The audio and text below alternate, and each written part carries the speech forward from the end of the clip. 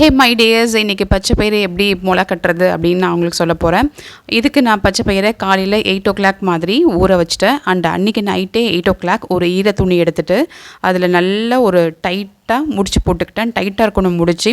டைட்டாக ஒரு நாட் போட்டுட்டு அதை ஏதாவது ஸ்டாண்டு இல்லை கொடி அதில் வந்துட்டு இன்னொரு முடிச்சு போட்டு விட்டுக்கலாம். நாங்கள் வந்துட்டு பாத்திர ஸ்டாண்டில் தான் கட்டி விட்டுட்டோம். ஸோ நம்ம போடுற முடிச்சு நல்லா டைட்டாக இருக்கணும்.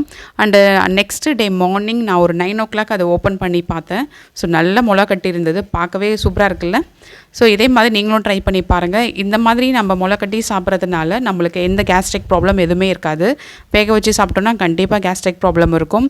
ஸோ இது கூட நம்ம ப்ளைனாகவும் சாப்பிட்லாம், அப்படி இல்லைன்னா ஆனியன் டொமேட்டோ போட்டும் சாப்பிட்லாம்.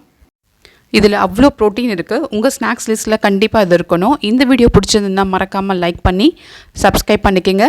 நெக்ஸ்ட் வீடியோவில் மீட் பண்ணுறேன். அது வரைக்கும் பாய்.